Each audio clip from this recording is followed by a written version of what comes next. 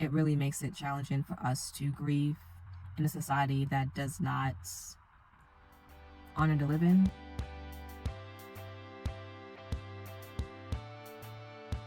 This is my week 6 75 soft challenge reflection and recap video. Last week I talked about how the process of grieving have shifted the way that I take on this challenge. I don't know what's a larger challenge in life than grieving and mourning, especially when considering grieving and mourning that seems to be untimely and tragic. So for us as a community, I think that it's interesting the ways that we navigate grief and mourning, and also the intergenerational differences coupled with being in a post-quarantine world and how we had to reassess, or rather we had to renegotiate how we dealt with grief. And again, I think that just the fast-paced society that we live in, it really makes it challenging for us to grieve in a society that does not honor the living. We don't give space for us to live freely when we think about the fact that we have to, the majority of us, we have to work in order to survive. We have to work in order to live. How working is equated to the worthiness, the deservedness, if that's even a word, of our humanity. So what does it mean for us to live well, to be in a community when someone is transitioning, when it's already challenging for us to live well? And if we don't honor life, because we being the system, we're part of the system that honors productivity, honors things and consumption of those things more than it honors the sacredness, the fragile nature of life. What does it mean for us to be in communities of grieving? And I'm left with more questions than answers.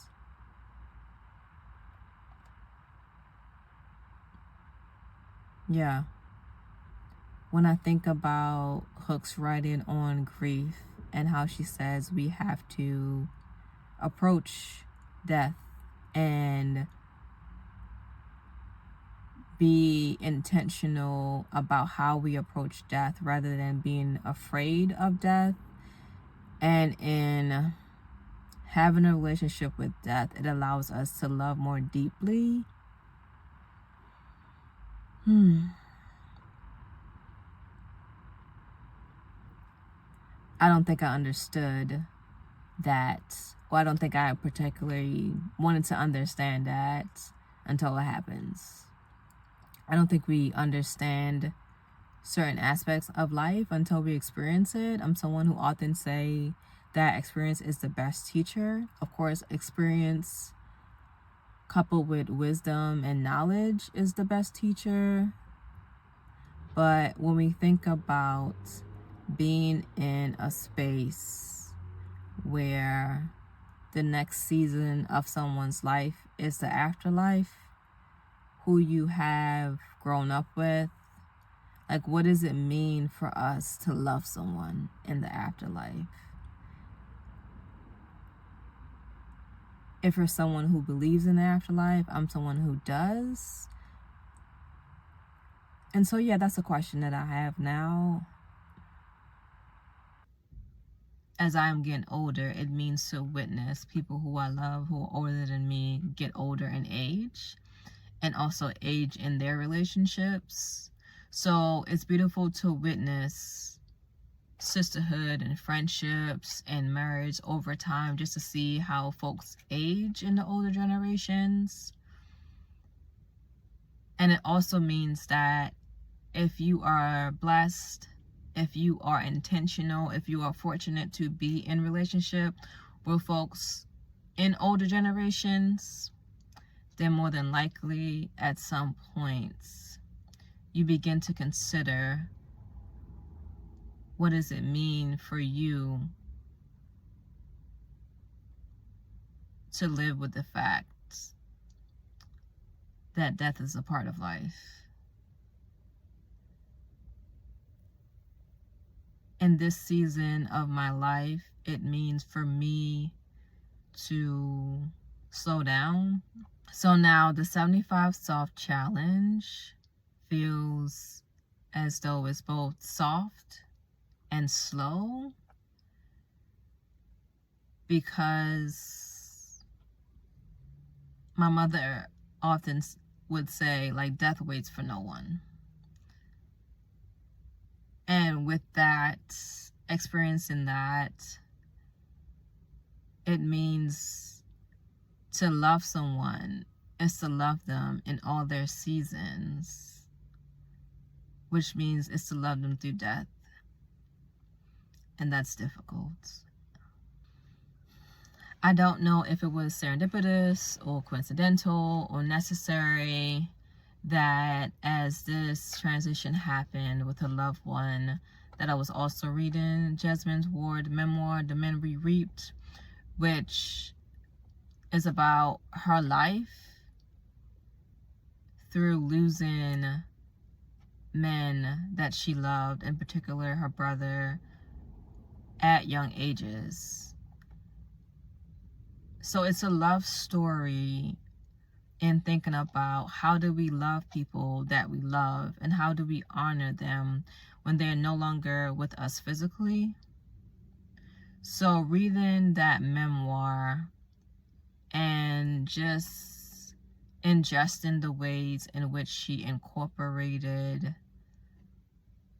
of course, imagery, but really delicate and honest reflections on these relationships, and not only those relationships, but the system, and how the system makes it more challenging for folks who come from low socioeconomic status, for Black and brown folks. So if you're at the intersection of both of those identities, how it's challenging for us to attain this social mobility that we have, that we were socialized to believe. I'm thinking about millennials and those older than millennials, that this is what we need in order to achieve and attain this dream. But the reality is, a lot of the systems that are intentional, these mechanisms, make attaining wellness and then living a life in wellness nightmarish. When you realize that it's not about the lack of resources, because we live in an abundant world, abundant earth, but the distribution of those resources and quote unquote who is deemed valuable for resources that are regenerative versus toxic resources, right? It really makes you consider perhaps that some of us have to navigate this foundational loss as we are living. So on top of the fact that our health indicators, if you are at the intersection, historically, contemporarily, are lower because of how the system is designed. Couple that and thinking about loving someone and losing someone.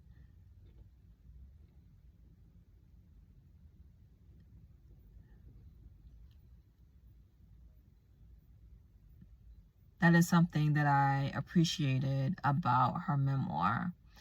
That it was both a critique of the systems that make it viable for folks to not be well, to make it challenging for folks to define what it means for them to be well and live in that.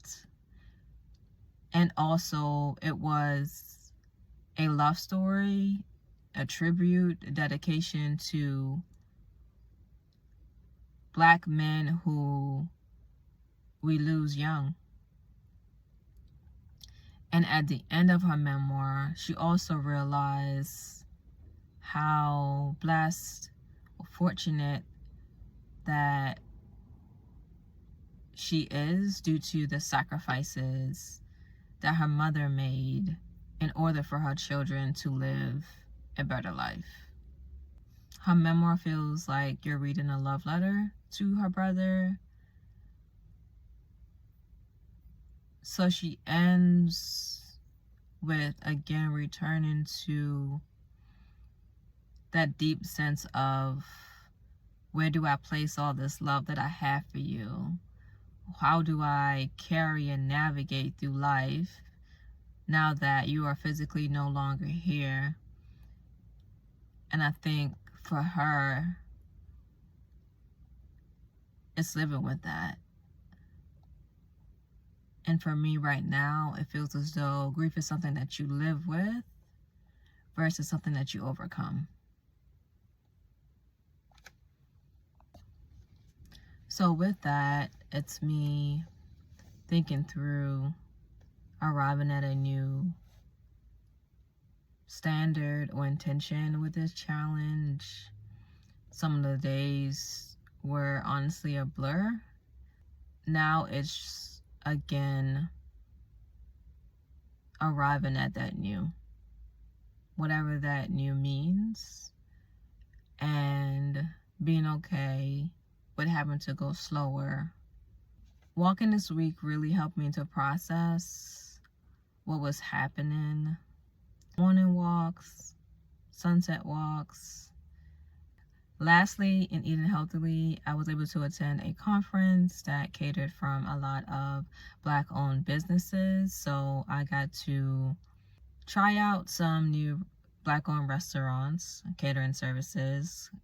Also, I realized in this challenge, eating healthily for me also means to try new foods or return to foods that I haven't eaten in a while. So I purchased some Portobello mushrooms, which I believe that I will add to my rotation just because of the texture. If you're someone who has to limit soy in their diets or eliminate it, and you like the texture of semi-firm tofu, I believe the texture of Portobello mushrooms is similar to that texture. So what I did was season it like I normally would and added some coconut amino acids and let it sit, marinate for a little bit, and cooked it that way. And I really enjoyed it. I believe that I will add it to my rotation now. So lastly, I was able to check out a cafe and try their lentil soup, which was tasty. It wasn't overly salty or salty. And I realized I didn't have a lot of soup in this fall season, so perhaps on my next grocery run, I will consider adding soup to my next upcoming meal plan for the week. When I had a check-in with one of my sis and just talking to her about navigating grief and loss, a conversation that we had, one of the things that really stood out to me was considering, like, what does it mean to arrive at a new expectation and standard for yourself? And that connects to another conversation I had with another sis when she said, in thinking about our relationships, grieving is an intimate process it's a personal process. So who you hold space with in your grief, who helps you to navigate your grief, it's really important to consider those relationships and how you maintain those relationships.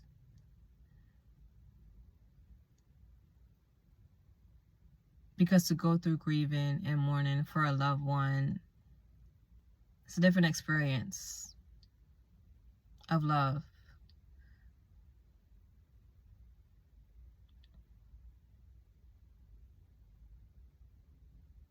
Yeah.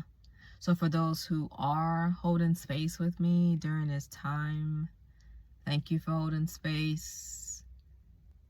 It's a deep level of care and intimacy that I'm realizing as I get older. The relationships that you are allowed, that you are encouraged to be your whole self. It may be a difficult season, and that's okay. Thank you again for following me on the 75 Soft Challenge journey.